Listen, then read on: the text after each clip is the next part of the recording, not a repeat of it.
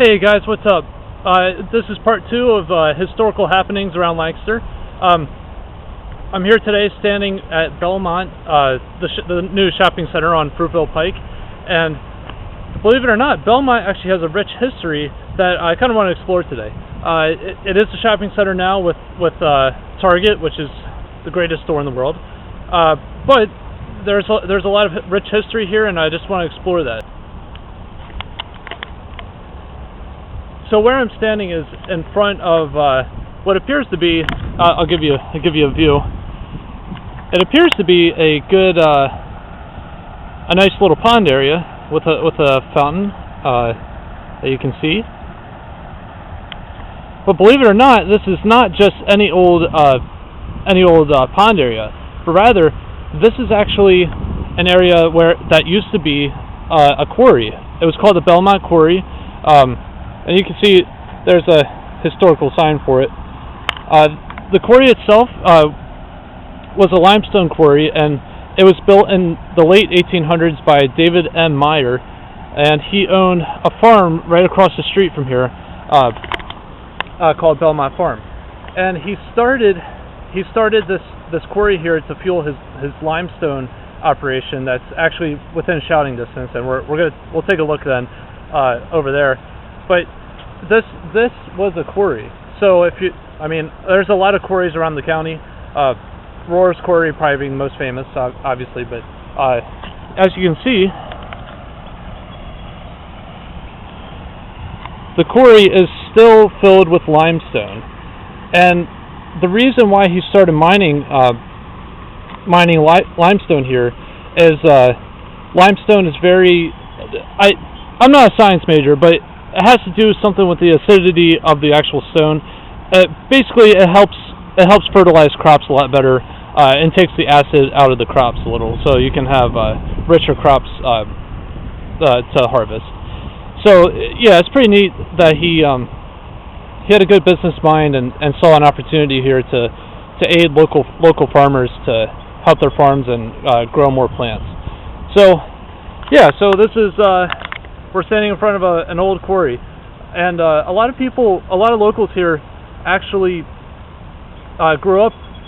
When the quarry was closed, they actually grew up and played around in the quarry and played in all the stones, and they had fond memories of this farm here. So although I'm not too happy that a new shopping center was put in, at least the developers and owners, they agreed to keep this historical area. So with that said, let's go ahead and walk over to the old lime kilns where they used to make the magic happen with lime.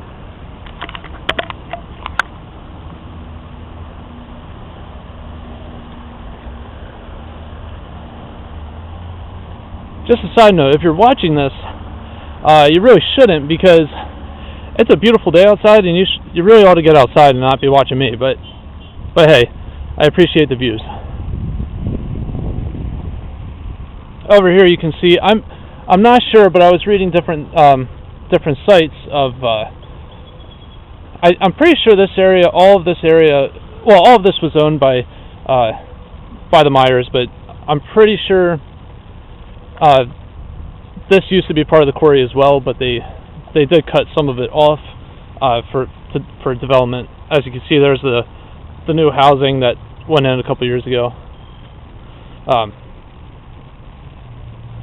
Yeah, it looks like they're probably going to build some more over here. Not entirely sure yet, though.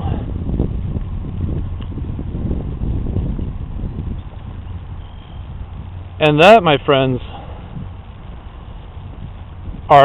these are the old lime kilns. Again, I lived here. I've lived in Lancaster County all my life and had no idea that these even existed. If they had, I probably would have came over and played in them myself, but had no clue.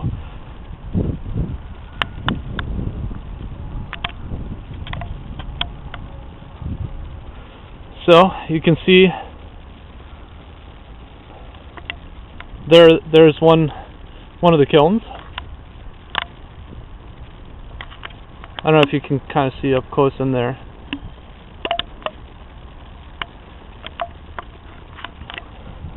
Go to the other one. I'm guessing right there must have been another one that either got destroyed or otherwise. But let's go to the third one over here.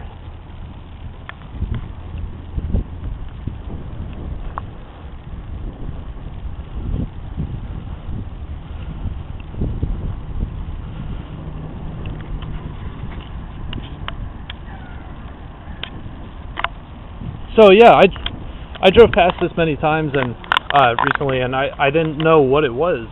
But I'm like, well, it's got to be something historical, and sure enough, it is. It's a really cool find, especially if you're just over here shopping and you go by. You should definitely check it out. But yeah, basically with these kilns, these lime kilns, David Meyer made these in order to make quick. I think it's called quick lime. Anyway, basically what you would do. You would take the limestone from the quarry, and you'd put it in the kiln, and these kilns were heated up to an extreme heat, and what that did was it broke down the rock. It broke down the actual limestone so much that it was then split into this thing called quicklime, and what that does, it's basically a fine powder. And this powder was then put on fields and where the crops were growing, and in order to fertilize the ground and make things grow a little better. So yeah, it was pretty cool. Pretty cool. It wasn't just just mining for the sake of it. Although he did also sell just rocks to people that needed it as well, like wholesale. So that's pretty cool. So you can see here. The lime kiln was built in 1876. Yeah, basically limestone was dumped into the top and heated to 1500 degrees, which, ironically, is what it feels like today. Although it is beautiful outside, so can't complain. But yeah, so it was placed into the top and heated to 1500 degrees. I don't know if you can see the kind of the process on the left side there. You can't really read it, but you get the idea.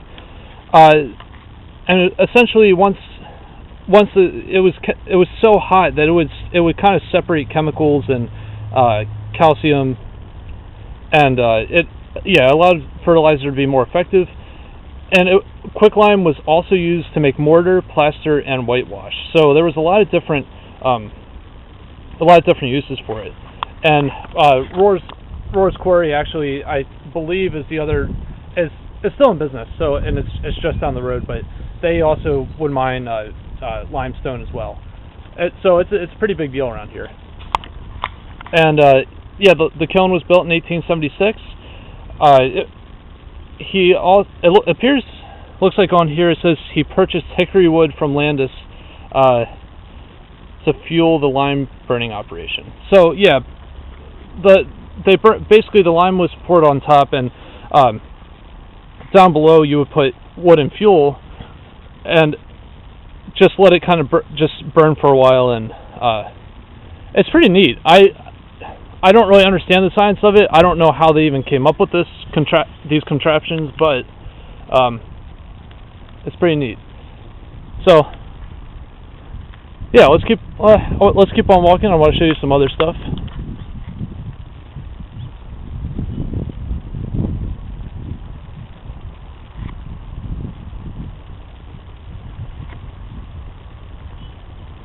Again, beautiful day outside.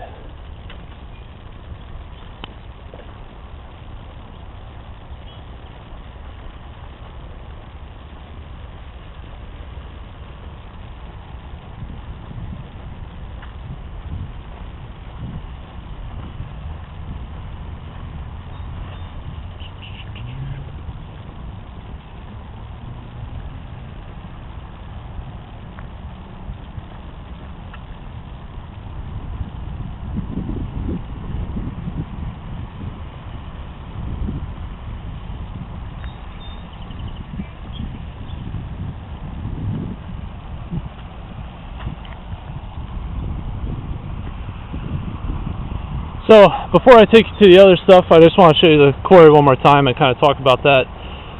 So this quarry was in operation for a long time. Again, it started the late 1800s. Unfortunately, in 1912, it didn't belong to the Myers anymore, but it belonged to John Keller. But in 1912, there was an incident where it was winter, and they were trying to thaw out the dynamite that they used to blow up the rock here. And I'm not sure exactly where it happened, but when they were thawing it out, the dynamite exploded in a way that was, it wasn't good, and it ended up killing one person and harming a couple others. And unfortunately, it's really a sad incident. I don't think that's when it shut down, but it's really hard to find. There was no official closing date, so I don't know how long it's been in operation. But eventually, it just that might have been the catalyst of it. I'm not really sure, but yeah, it's a really sad incident. But here we are today. Okay. It says here, springs filled the pit and stone production ceased. So yeah, I guess this area filled with water from springs. So I ought to really, I try to remember all this information, but I forget. So I'll be honest, I'm not the greatest historian around, but I do love history. So there are going to be times where I might not know an exact fact or two, but that's okay. So yeah, it was in operation for a long time, and unfortunately the springs filled the pit. But now at least it's got a use. At least it's not just sitting here empty, and it looks beautiful, and people can come and enjoy it. So yeah, let's keep on heading down. There's some more interesting sights to see here.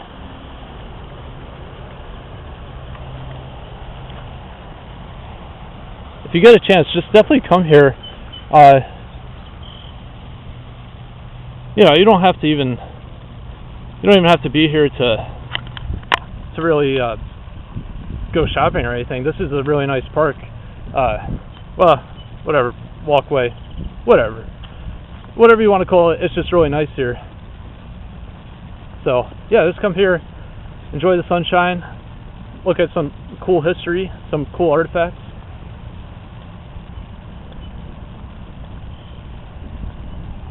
Perhaps bring a bottle of water with you, because that was a mistake.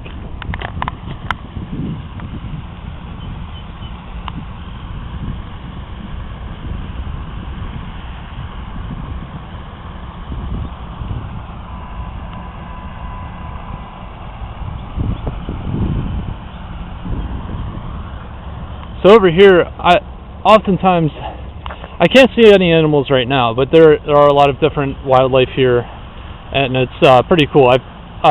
Earlier in the season, I saw a lot of geese and baby geese that were just born, and that was pretty neat. So yeah, definitely, especially if you come here near evening, there's a lot more wildlife to see.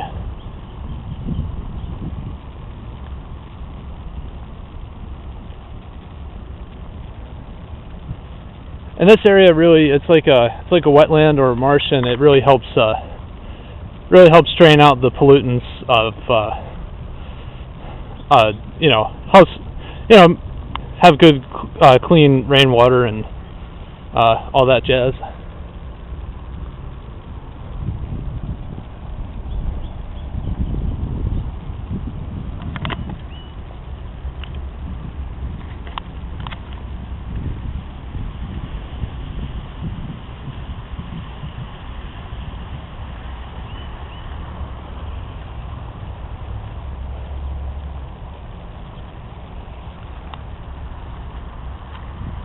So what we're coming to is actually the first thing that I saw ever since the Belmont Shopping Center was put in, and it freaked me out because I'm like, wait a second, that looks like a cemetery, and sure enough, it is.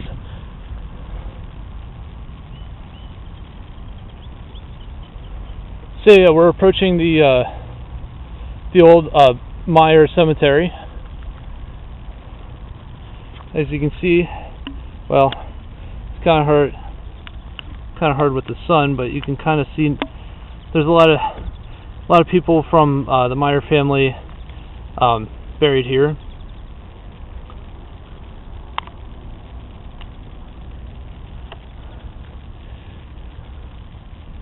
Yeah, a lot of different people were buried here.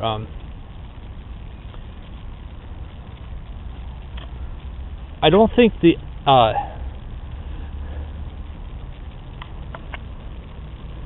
yeah, David M. Meyer, I don't think is buried here. I couldn't tell you where he is, but a lot of his descendants and family members were buried here. So it's pretty neat.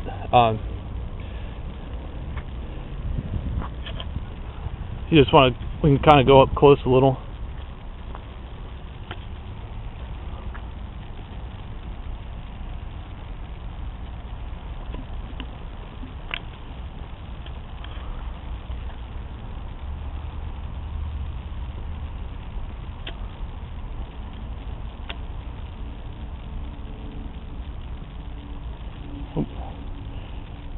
I always hate to see that when a stone is not really, it's just sort of set to the side.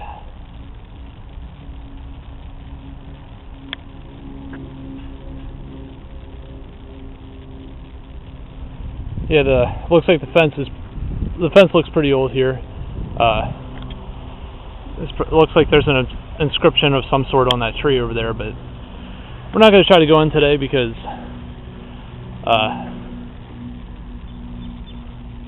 yeah, we're just not going to go in today. But this is pretty cool though. I thought it was cool just to see, and you'll see there's a lot around the county that you'll see a lot of different cemeteries and old graves that were kept, and it's great that they do, at least they do that, because that's really, to me, it's just really sad that, like, especially when old graves aren't taken care of and stuff, that because those were still people, and I don't know, it would just be, it's a shame that some cemeteries are just either they went to pot or just aren't kept up and just kind of forgotten. So I'm glad they did that. So we're going to take you to one more thing over here.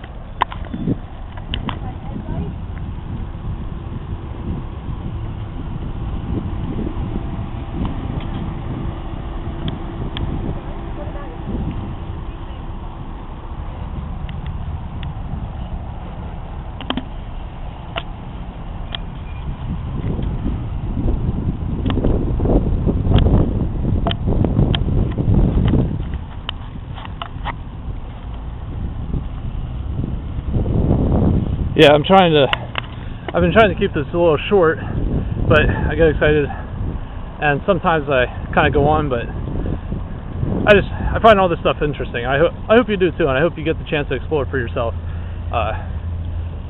So yeah, let's check out this last cool thing in the Belmont Center.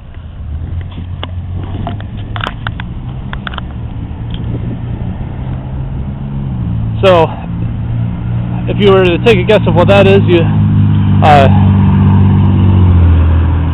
that's the David M. Meyer house. He's the guy that started all of Belmont, the Belmont farm and quarry and lime kiln. And yeah, the house is really magnificent. That's the old farmhouse. As you can see now, too, directly north of it is looks to be like a hotel or some sort of housing, and it's a shame. It's a little bit of a shame because there were old farmhouses, or not, but barns and other buildings next to the house, because this was all farmland and they used those buildings. But in the late 2000s, early 2010s, the developers didn't want to. I mean, there was talk that this house was going to be demolished, and this area, and unfortunately, it was getting a little scary there. And a lot of people are still a little salty about the other buildings that were originally here being taken down, but thankfully, at least the old house is still up and running. So that's pretty neat. Yeah, you can see here the Meyer House was put on the National Register of Historic Places, and on the inside, it's pretty nice. It's got, I don't know if you guys can see it, but it's pretty nice furniture and stuff from the early 1900s. But yeah, so this was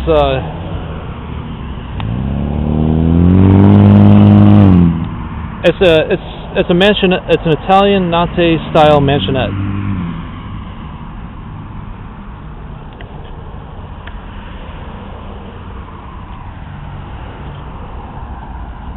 So yeah, it's not exactly the oldest structure in Lancaster, but it's definitely a really old structure that's really neat and really cool to see. Again, I'm glad they kept this, because that's history worth preserving, and it's really neat architecture of how the house was built.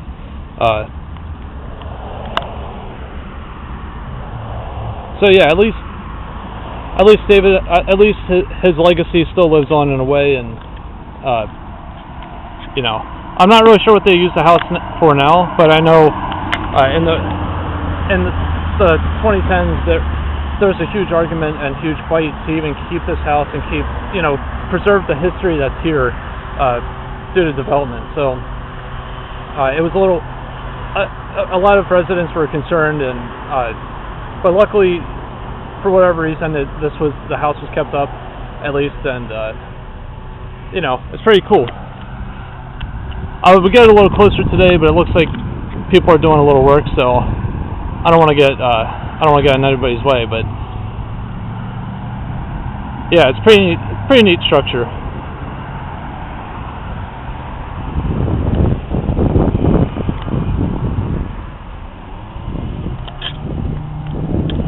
And it's unique because there aren't a whole lot of farms around here where like the base of the building is square.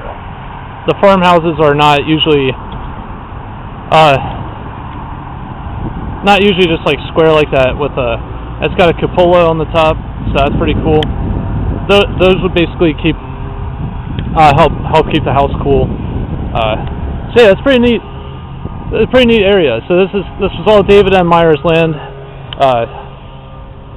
It was passed down, and yeah, so that's what it is today. So I'm glad I could share this with you, and I urge you to come out and see all this for yourself. It's a really neat area, and I hope you learned something out of it. And I hope you enjoyed it, and yeah, come out for yourself. It's a really neat walk, and especially takes a break from just going into stores and stuff like that. So take a look for yourself. All right, well, have a great day, everyone.